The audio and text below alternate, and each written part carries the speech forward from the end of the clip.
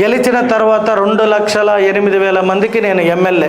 But ప్రజలు ప్రశ్నించిన రోజు నేను సమాధానం చెప్పాలి. చిత్తూరు పట్టణానికి సంబంధించిన అనేక సోషల్ మీడియాల్లో కూడా నేను రాత్రి 12 కాదు 2 గంటల దాకా నేను చూసా. 4 విమర్శలు వచ్చినా పర్వాలేదు, ప్రజలకు సమాధానం చెప్పాలని ఒక మంచి నిర్ణయాన్ని కఠినమైన తీసుకున్న. అభివృద్ధి చెందాలి అంటే అందరినీ కలుపుకొని పోతేనే అభివృద్ధి చెందుతుంది. ఈ నియోజకవర్గాన్ని డెవలప్ చేసుకునే క్రమంలో మన మేయర్ గారు కావచ్చు, డిప్యూటీ మేయర్ గారు కావచ్చు, అనేక మంది నిన్న కార్పొరేటర్లు కావచ్చు పార్టీలో చేరడం జరిగింది. వారందరి సహకారం కూడా మనకు అవసరం. ఎందుకంటే ప్రజలకి కొన్ని తెలియవు. సోషల్ మీడియాలో ఒక హక్కు అనేది కలిగింది అన్నాక మంచి వాటికి వాడుకోవాలి. అరే మేము వాళ్ళకి వేయకుండా తెలుగుదేశం పార్టీ నాయకుడికి వేసాము, ఆయన మొత్తమే కాంగ్రెస్ వారు వైఎస్ఆర్ పార్టీ వాళ్ళని చేర్చుకుంటే ఇంక ఇతను ఏం చేయబోతాడు అనుకుంటారు. మనం పార్టీలకి రాజకీయానికి ఒక 6 నెలలు మాత్రమే యుద్ధం చేసుకోవాలి. ఎవరికి వారు గెలిచిన తర్వాత 2,08,000 మందికి నేను ఎమ్మెల్యే.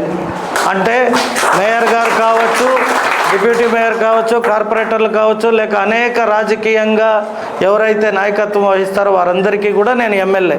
అంటే ఎమ్మెల్యే అని 3 అక్షరాలు అసెంబ్లీలో ప్రమాణం చేసి వచ్చాక కక్షపూరితమైన రాజకీయం కానీ లేదు, అనేక రకాలుగా అక్కడ దైవ ప్రమాణం చేసి చెప్తాం.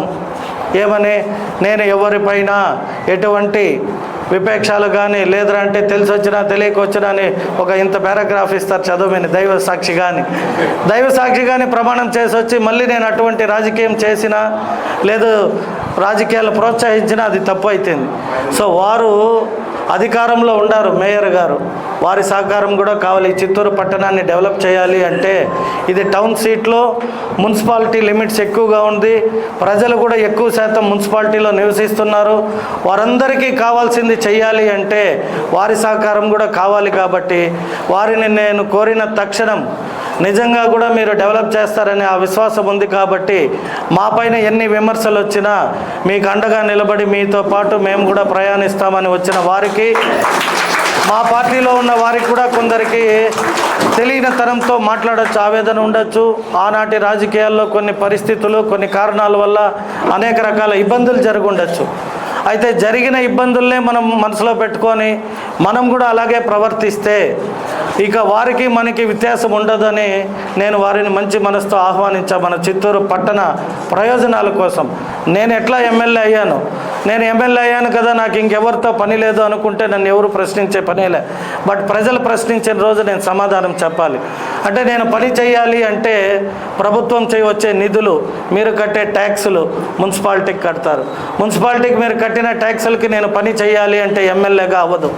మేయర్ గారు కావచ్చు, అక్కడ స్థానిక కార్పొరేటర్ కావచ్చు, అలాగే ఇంకా స్టాండింగ్ కమిటీ అని ఉంటాయి. మనం కావాల్సిన ఇప్పుడు వర్షాలు వస్తాయి, కాలువలు క్లీన్ చేయాలి, కాలువలు ఇమీడియట్గా మనం స్టార్ట్ చేయాలి.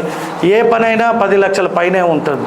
సో 10 లక్షలకు మించిన మనం ఏ పని చేయాలన్నా ప్రభుత్వ ఆమోదం కావాలి.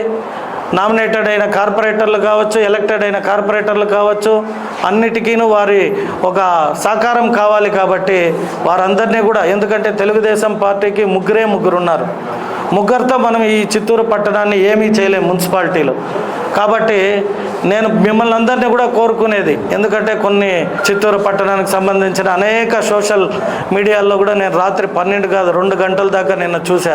అంటే ప్రజలు ఏమనుకుంటున్నారు, ప్రజలు దీన్ని స్వాగతిస్తున్నారా, ప్రజలు స్వాగతించి నాయకులు విమర్శిస్తున్నారా, లేదా ఎటువంటి వర్గాలు ఏ విధంగా భావిస్తున్నారు అంటూ నేను ఫేస్బుక్ కావచ్చు, ట్విట్టర్ కావచ్చు, లేదా వాట్సాప్లో కావచ్చు అనేక రకాలుగా రాత్రి 2 గంటల దాకా చూసా. సో కొందరు అప్రిషియేషన్ చేశారు.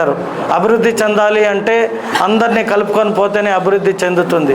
వర్గాలుగా, గ్రూపులుగా, రకరకాల పోటీ తత్వాలతో ఉంటిమంటే మనం ఏమీ చేయలేము. అంటే గెలిపించిన వారికి ఏమీ చేయలేము, గెలిచి మనము ప్రయోజనం లేని వ్యక్తిగా ఉండడం నాకు ఇష్టం లేదు. కాబట్టి 4 విమర్శలు వచ్చినా పర్వాలేదు, ప్రజలకు సమాధానం చెప్పాలని ఒక మంచి నిర్ణయాన్ని కఠినమైన తీసుకున్నా. కాబట్టి పార్టీ వాళ్ళకు కావచ్చు, ప్రజలకు కావచ్చు తెలియపరచాలి. కాబట్టి మీ సమయం తీసుకొని ఈ మాటలు చెప్పా. ఏదైనా చేయాలి అంటే మనకి ప్రభుత్వాలతో పాటు ప్రజలు కూడా సహకరించాలి. సో ప్రజలందరినీ కూడా నేను కోరుకునేది, ఈ చిత్తూరు పట్టణాన్ని ఇన్ని రోజులు గ్రూపులుగా కావచ్చు లేదా అనేక రకాల సమస్యలతో డెవలప్ చేసుకోలేకపోయాము.